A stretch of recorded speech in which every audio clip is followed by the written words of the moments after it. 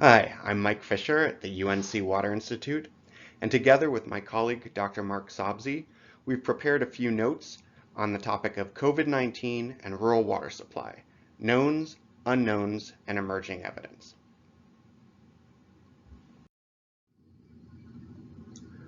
With respect to survival and transmission, there's good evidence that coronaviruses, such as COVID-19, can survive for hours or even days on surfaces, depending on environmental conditions. Individuals who come into contact with infectious coronavirus on these surfaces can become infected. COVID-19 can be transmitted to surfaces and nearby persons by droplets and aerosols from coughing or sneezing, and can be transmitted from unwashed hands. In addition, COVID-19 can be shed in feces, and evidence suggests that coronaviruses such as COVID-19 can likely survive in feces and wastewater for extended periods of time. However, fecal-oral transmission of COVID-19 has not been reported. Virus RNA has been detected in sewage, but infectious virus has not yet been isolated. In addition, COVID-19 survival in water and wastewater has not yet been robustly determined, although surrogate coronaviruses have been shown to survive in water and wastewater for days and even weeks. COVID-19 has not been detected in drinking water, and available evidence suggests that it is unlikely that drinking water is an important transmission pathway for this virus.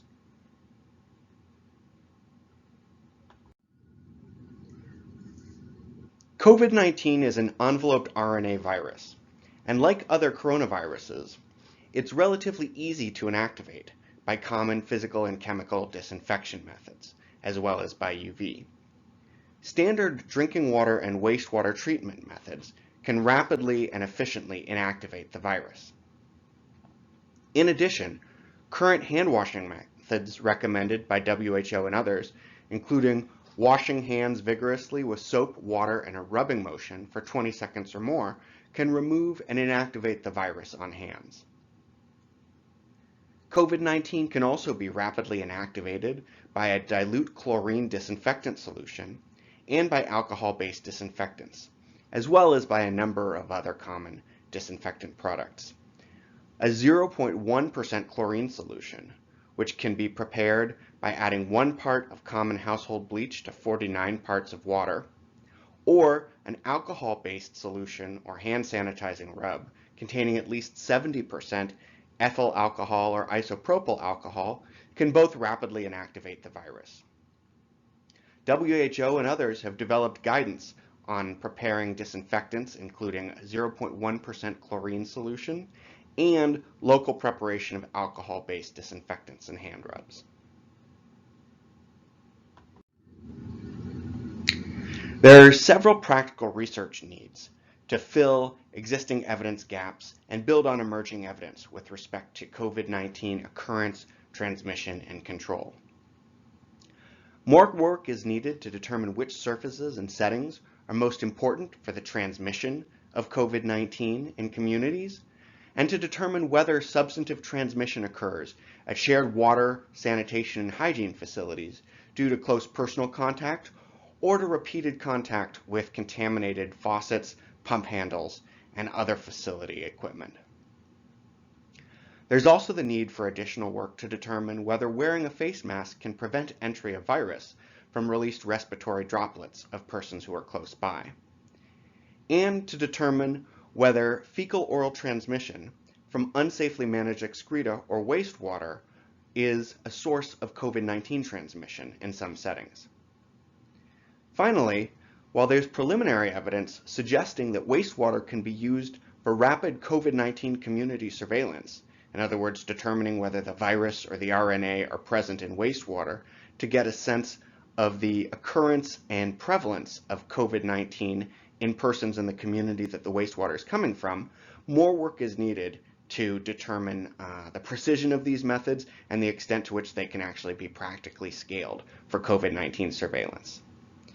In addition, more work is needed to determine the extent to which sunlight may play an important role in inactivating COVID-19 virus on some surfaces. In the ongoing RWSN e-discussion, there have also been several excellent points, examples, and questions raised with respect to COVID-19 and WASH, with a particular emphasis on rural water supply. Many participants have highlighted the need for sector coordination to respond effectively to COVID-19. The importance of hand washing with soap at critical times, including after using sanitation facilities, but also after any contact or any time out in the community, as well as the importance of hand washing in critical shared spaces such as markets and other facilities. The importance of ensuring sustained and continuous access to adequate water supply for hygiene and other domestic uses such as drinking, bathing, household cleaning, etc. has also been highlighted, as well as the importance of ensuring safe management of human excreta at both the household and the community levels. Questions have been raised regarding the risk of transmission of COVID-19 at shared wash facilities, both with respect to high-touch surfaces and with respect to risks of crowding and direct person-to-person transmission. And many have highlighted the importance of efforts to enhance the promotion and dissemination of basic, safely managed wash guidance and recommendations based on existing available evidence. Finally, several RWSN members have highlighted innovations and programmatic actions that they and others have taken to reduce indirect transmission risks, including innovations to faucets, pump handles, and hygiene facilities such as tippy taps, foot pedal operated facilities, and others to try and enhance access to water, sanitation, and hygiene services while reducing transmission risks. I'd encourage each of you to reflect on these, join the e-discussion, and share both in today's webinar and in ongoing e-discussion conversations other questions, examples of activities and innovations that may be relevant to you, your programs, and the settings in which you work.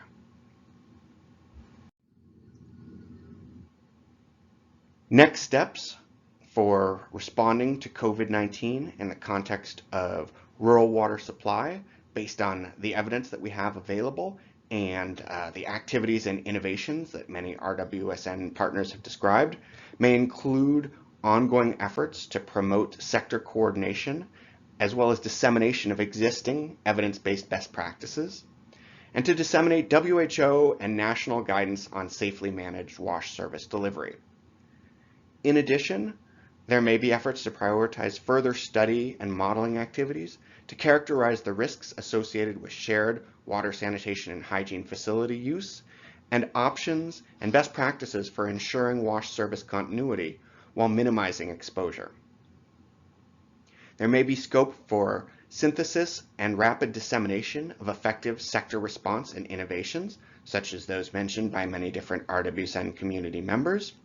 And it'll be important to stay tuned for emerging guidance from WHO, UNICEF, and others who are rapidly working to assemble and disseminate best available evidence and guidance to support national and organizational response efforts.